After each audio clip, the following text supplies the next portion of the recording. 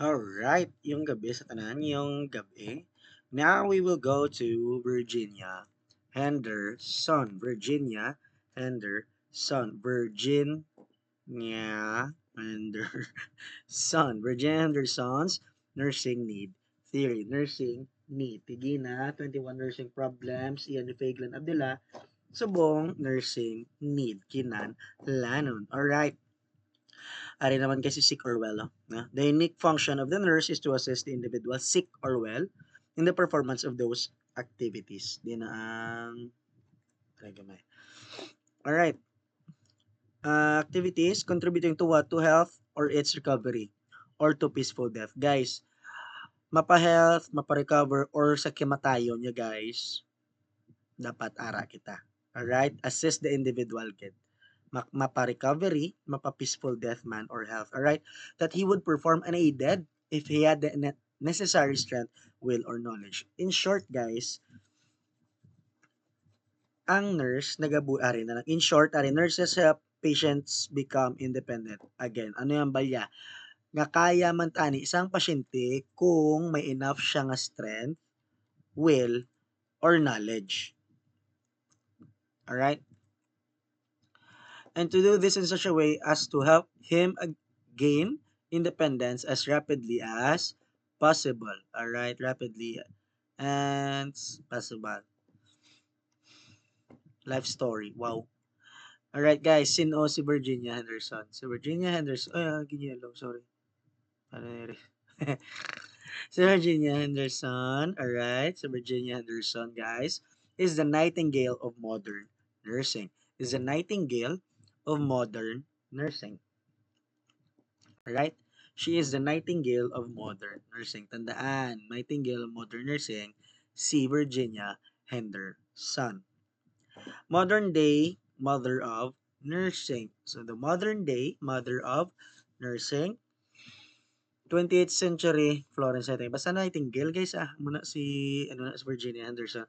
Guys, tandaan first lady of nursing basi magwa sa exam. The first lady of nursing, mga first lady kay nga first kay virgin siya guys. Amo na siya. Alright? Virginia Henderson, first lady. First, kay virgin siya. Are we clear? Crystal clear. Alright. Kansas, Missouri, March 1996 napatay. Alright. Army School of Nursing. Okay. Gina, si Faglan Abdullah, may 21. Si Virginia Henderson, tandaan nyo, virgin siya, first lady, sang sano nakwa iya virginity, sang 14. Kalanda ka muna sa una, sang muna nga palagwaon sa EBS, 14. 14, yun man to. So, 14, guys. So, 14 ka components of the nursing needs theory. Guys, 1 to 9 physiological components. Physiological components, 1 to 9. So, ano na yung mga ari sa sulod isang physiological components? Breathe normally, eat and drink adequately, eliminate body waste. Guys, mga ini guys, mga ulobraw ni siya sang patient nga kaya hindi.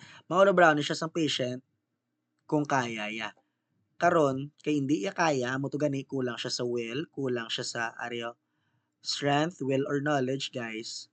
Dira na masulod si nurse. Alright? Kay tanan ni guys, kaya ni ubrahon sa pasyente, nga ubrahon ni tanan sa pasyente, sa kaugalingon niya kung may enough siya nga will, strength, and knowledge. So, kaya niya breathe normally, eat and drink adequately, eliminate body waste, mga normal lang guys. Move and maintain desirable posture, sleep and rest, select suitable clothes, dress or undress. Undress, maintain body temperature within normal range by adjusting clothing, modifying environment, keep the body clean and well groomed, and protect the integumentary, alright? Avoid dangers in the environment and avoid injuring others. So, physiological, guys, physiological. Next is psychological aspects of communicating and learning out. Communicate with others and expressing emotions, needs, fears, or opinions. Guys, do same lang gyapon kay Faglen, pero yung palipot lang na siya. Alright, so 11, learn, discover, or satisfy the curiosity that leads to normal development and health. and use the available health facilities. Mayroon siya yung spiritual and moral, which is number 12, worship according to one's faith. Alright? Why siya nagambak? Kung dapat, amunihin mo na amunihin. So, according to the faith of the patient, according to one's faith. Alright, 13, work in such a way that there is a sense of accomplishment, sociologically oriented to occupation, recreation, and play or participate in various forms of recreation. In short, guys, do recreational na lang, do more of self accomplishment. Do mo na lang na sense of accomplishment. Alright? Theory assumptions, nurses care for patients and patients can care for themselves. In short, ginahimakasan or naga-care si nurse sa patient hasta nga makaya sang patient nga ang kaugalingon niya alagaan niya liwat. Liwat, nagabulig ang nurse or naga-care ang nurse sa patient hasta nga ang pasyente kaya niya na alagaan kaugalingon niya. Patients desire to return health, but this assumption is not actually stated. Nurses are willing to serve that nurses will devote themselves to the patient in it. Alright, meta paradigms, read nyo na lang guys. The theory and the nursing process. Assessment, 14 components ni Henderson. Nursing use analysis, compare data to knowledge base of health and disease. Planning, identifying individuals' ability to meet their own needs with or without assistance, taking into consideration real knowledge. Nursing interventions, evaluations. In our sense, 14 components of definition of nursing used to accept the definition. Ay, guys, i-connect na lang natin si Maslow. Si Maslow, meron siya Maslow hierarchy of needs, which is physiological, safety, love and belongingness, kag esteem. Sorry kita day, zoom ko lang. Alright, physiological needs, amo to ang 1 to 9, guys. Sorry, 1 to 8 lang gali. Oo.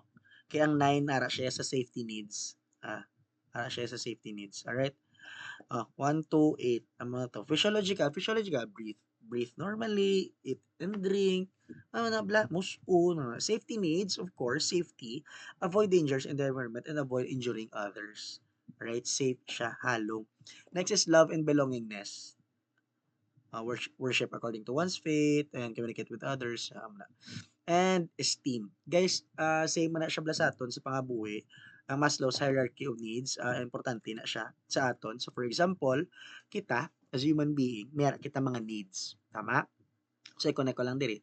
May mga needs kita, makaon, balay, bayo, istaran, ginhawa, guys, aran siya sa physiologic needs. Next is safety. Safety and security. Mo na avoid injuring others. Mo na safety, guys. Pwede mo na magsulod. Safety ka and security. For example, sa life, is secured ka na ba? Or safe ka na? For example, maski na magkalatabo, magkamigo ka man, safe ka, kahit may ubra ka, may kwarta na safety and security. Guys, diri kita nagakasala. Kaya hindi pa kita gani safe and secured, nang-jump na kita sa love and belongingness. Why kapag gani obra, migo-migo, miga-miga, 'di ba? Love and belongingness. That's why importante nga dapat sundon naton ang Maslow's hierarchy of needs. Alright, physiologic needs, and next safety and security. Dapat secure ka na self mo. Alright? Bago ka mag-jump sa love and belongingness. And lastly is self-esteem. Kung makuha mo na tatanan, of course, self-esteem ay okay na, goal met, no, accomplished na, something like that. So, amo na may accomplishment. Learn, discover, satisfy, this curiosity. Yay! That's it. Uy! 3 levels ng compromising. Mayari pati gali. So, read nyo na lang niya. 3 levels compromising nurse relationship, substitutive, supplementary, and complementary. Nurse as a substitute, doing for the patient. Supplementary, helper, nagabulig. And partner, and working the patient. In short, ka substitute, kaanay. Kung kaya man lang sa pasyente, substitute ng anay. Next is helper, nagabulig ka na sa patient. Of course, supplementary. Tawag na, kag nagaobra ka na sa patient, that's your complementary.